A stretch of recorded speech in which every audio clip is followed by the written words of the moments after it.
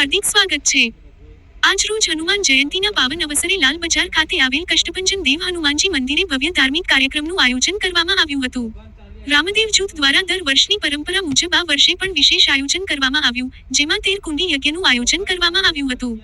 આ પ્રસંગે હનુમાન ચાલીસાના 11,111 જાપ કરવામાં આવ્યા હતા, જેમાં મોટી સંખ્યામાં ભક્તોએ ભાગ લઈને ધાર્મિક લાભ મેળવ્યો હતો। સમગ્ર વાતાવરણ ભક્તિમય બની ગયું હતું અને જય શ્રી રામ તથા જય હનુમાનના ગુંજતા નાદોથી મંદિર પરિસર ગુંજી ઉઠ્યું હતું। કાર્યક્રમ દરમિયાન ભક્તો માટે પ્રસાદની પણ વ્યવસ્થા કરવામાં આવી હતી। આ આયોજનને લઈ ભક્તોમાં ભારે ઉત્સાહ જોવા મળ્યો હતો અને સૌએ ભક્તિભાવથી જોડાઈને આ પવિત્ર દિવસની ઉજવણી કરી હતી। બોલો સિયાવર રામચંદ્ર કી જય।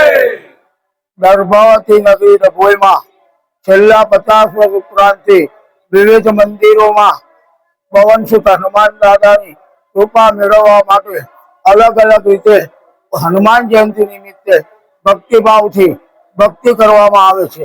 તે મુજબ ડભોઈમાં બેંક ઓફ બરોડાની સામે ભારત ટોકીઝ પાસે આવેલ હનુમાન મંદિરે રામ ટ્રેડર્સ અને રામદેવ ગ્રુપ તરફથી આયોજન કરવામાં આવે છે।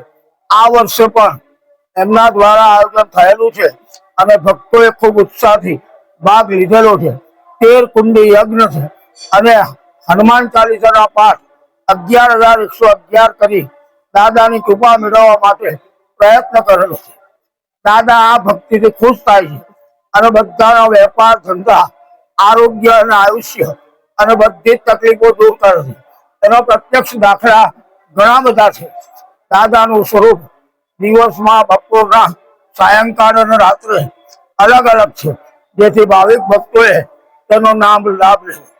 ડભોઈમાં નૃસિંહ હનુમાન, પંચમુખી હનુમાન, વેગા હનુમાન અને બાલાવીર હનુમાન એવા વિવિધ મંદિરોએ અલગ અલગ પ્રકારે હવન અને ભગવાનનો પ્રસાદ મેળવવા માટે ભક્તોનું ઘોડાપુર ઉમટી પડે।